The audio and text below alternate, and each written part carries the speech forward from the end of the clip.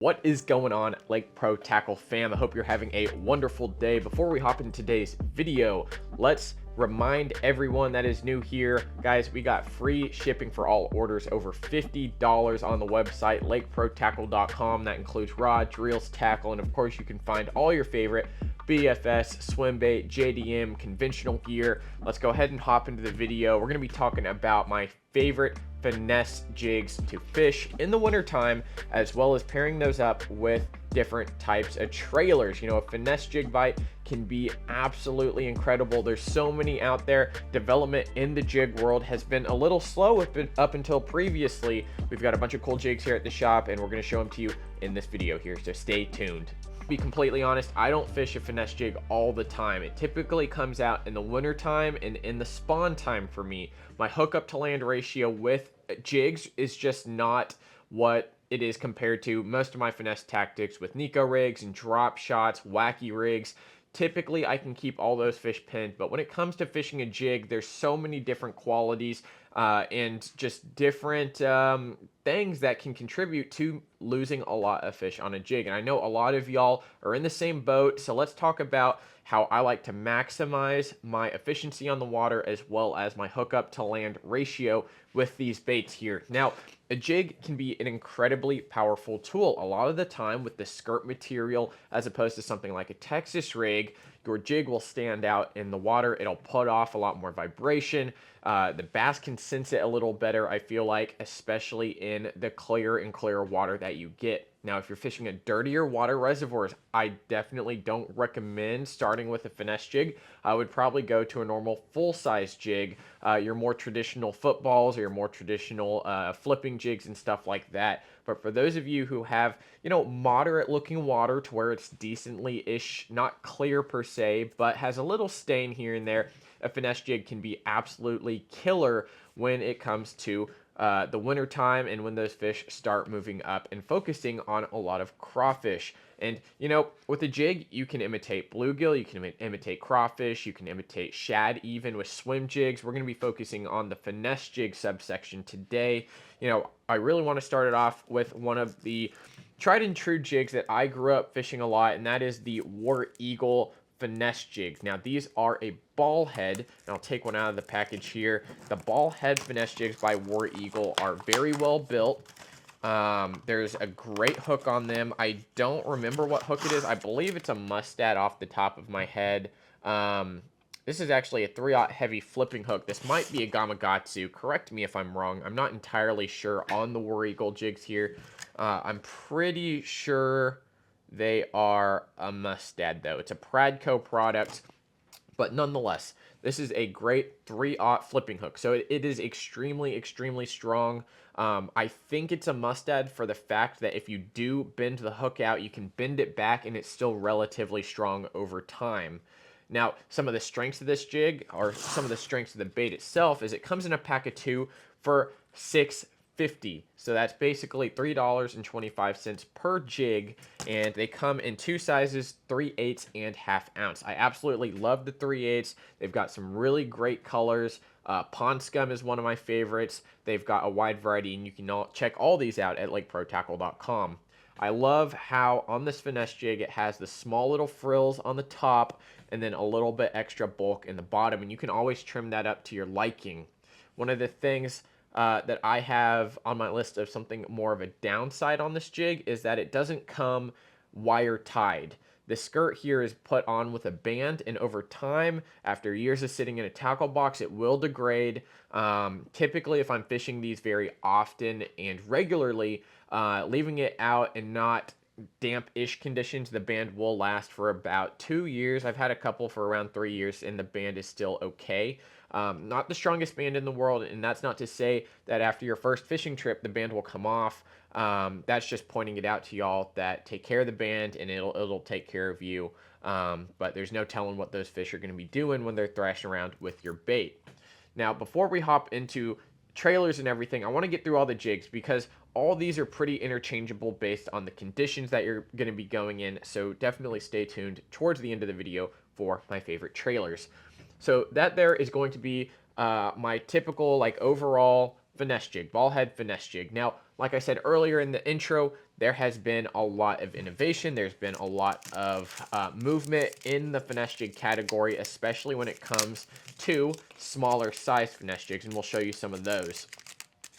Another one of my favorite finesse jigs that also comes in a pack of 2 for relatively the same price. This one comes in at $6.19, so a little less than those War Eagle, is going to be the Santone finesse jigs. Very, very similar. It has, I believe, basically the same exact hook. It says it's going to be a 3/0 Gamakatsu hook, 40 count silicone skirt, chip resistant head, which I can attest to that. It is pretty chip resistant. I haven't chipped a lot of paint off the head for the Santone.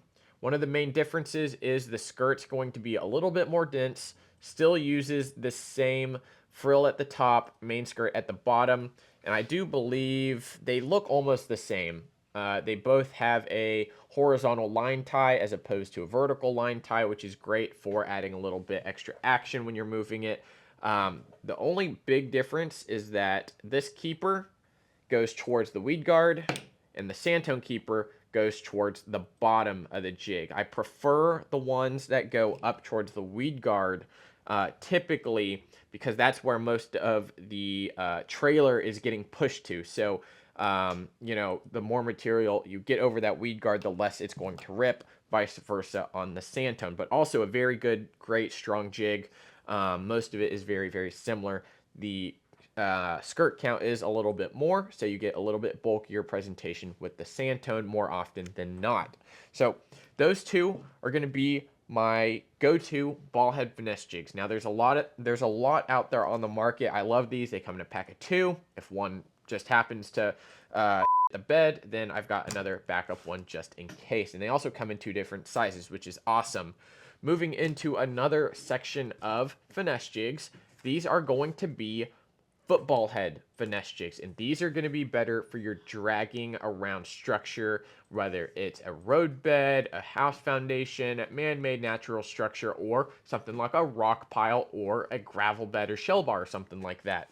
These finesse jigs were really made to be put in those tighter situations that your typical ball head wouldn't be able to get through. And one of the strengths of a football head or a sled head is going to be that it moves around. It can create a lot of commotion while not getting hung up more often than not. Of course, with most jigs, you're probably going to get hung up at some point. This guy right here is the Picasso Lures football finesse jig using a Gamakatsu hook. It's a little bit thinner wire than the War Eagle or Santone. Little bit thinner. And I also believe it is a 4/0 hook. It is a 4/0 hook. They have a couple different sizes all the way up to 3/4 ounce. So you start at 3/8, ½ ounce, and 3/4. And they might even have more, but we only have those 3 sizes here on the website at Lake Pro Tackle. One big thing about this, I'm not the biggest fan of the keeper. It uses this almost U-shaped keeper. I would rather it be more of a hook, like more of a lead hook in there, but it is a very good keeper, especially with TPE, which, wink wink, I've got some TPE trailers over here.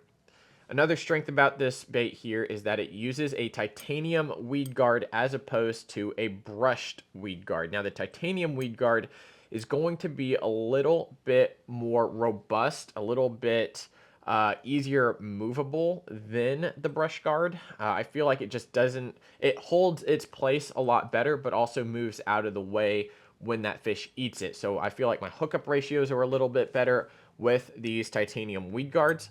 It's just one of the strengths about it. Now, this football finesse jig is a very, very small profile. The skirt material, as you can see, is very, very wavy. So it is going to be moving a lot, especially if you have current situations where the current is rolling over the skirt, as opposed to something like this, where the skirts, they move a little bit, but not as much as this guy right here. So it's really going to spread out, create a big wide target for those fish, and definitely draw in those bigger bites. This bait also includes a 90-degree jig head situation to where you're tying directly to the top of the jig. And what that's going to do is really pop the back end of this bait up and really get those claws in a very defensive position. This bait also uses a band keeper. However, it's going to be a much tighter band. Your skirt is actually melded into that band material that they use for this one, so you can't really pull off or pull individual skirts out of the band like you can with these here. So the skirts are very tied in extremely well, very strong, very durable. And that is the Picasso Lures Football Finesse Jig. Moving on to another very good finesse jig. This is the Queen Tackle Tungsten Finesse Peanut Jig. And I forgot to mention, this guy is also tungsten, creating a little bit smaller profile in that head. This one here, the Peanut Jig, is also going to be tungsten. It is not going to be painted. This is going to be that non-chip material, has no paint on it. It's matte black. I absolutely love these because they're not losing any paint, doesn't look unnatural. One of the biggest things about these is these are relatively new. They came out here in 2024. They have a very strong hook, a little bit longer. I do believe it's a mustad hook. Let's see, custom color skirt, thin strand, scented silicone, wire tied is a big thing as well. Highly sensitive head because of the tungsten. And it doesn't tell me on the packaging here, but I do believe this is a mustad hook. So it's a little bit longer hook. It's basically a 4/0, almost a 5/0 hook, but it's going to be a little bit thinner wire than this Gamakatsu here. It also has a little bit bigger gap for some bigger plastics, and I'll show you some of those here in just a second. But one of the awesome things I love about it, it's wire tied, it's tungsten, it has a lot of skirt material right out of the package, and you can always trim that up, whether you go with the little frills at the top on your ball head style, or if you want to go trim everything up and create more of like a sea urchin type profile for your craws or whatever you want to put on there. One of my favorites is going to be more of your Senko style because it does have a little bit longer shank hook as opposed to some of the other ones that we have here. So you can fit longer plastics on and create a very unique profile in the water. Again, with it being tungsten, super sensitive, and it uses a 60-degree line tie. So it's not going to be straight up on the head. It's going to be slightly offset. Maybe it's a 30. I'm not exactly sure, but it is a little bit different than the Picasso here. Now, one of our fan favorites here at the shop is going to be this one. This is the Kitech Tungsten Football Finesse Jig. Kitech makes some amazing, absolutely amazing tungsten finesse jigs. Their weed guards are not as strong. I will tell you that right now. The weed guards are very thin. You can strengthen them a little bit with some super glue, and it will help you out just a little in terms of the just overall weedless aspect of the jig. They come in a bunch of different sizes, which is super awesome, but this is going to be one of those true finesse jigs. This is going to be a much smaller profile, usually a little bit bigger head, and it uses a much smaller hook. You can bend these hooks out, you can break these hooks, so be on the lookout if you want a very finessey profile while maintaining a very finesse hook. This is the one you want. It comes in a bunch of sizes, like I said, 3/8, half, and I believe 3/4 even. Actually, this is a half here. I know they make 3/8, half, and I believe they make 3/4. Double check me on that. But these are super awesome. Like I said, very short shank hook, very light hook. So you can throw these on a spinning rod. You can throw these on light BFS setups, especially in that 3/8 category. These are absolutely amazing. Much more similar in profile, skirt profile to the ball heads. Now, moving into some of the plastics here. I don't get super complicated most of the times. Typically, my go-to is going to be a Berkeley Maxent Chigger Craw. And the reason I choose the Chigger Craw is it has almost like a chunk style trailer where those claws just move. If you move it fast, they move fast, but really they're bigger, heavier, sit on the bottom, don't do a whole ton unless you're actively moving that bait. And with a jig like this, you can always pop it off the bottom, but really those claws are just going to sit there and wave, creating a very defensive position for those bass. So a lot of the time, these have a little bit bigger body to them. You can cut them down. I absolutely love it on the Picasso and on the Queen Tackle. When it comes to the shorter shank ball head finesse jigs, absolutely love the Baby Rage Menace. It's going to be the same principle.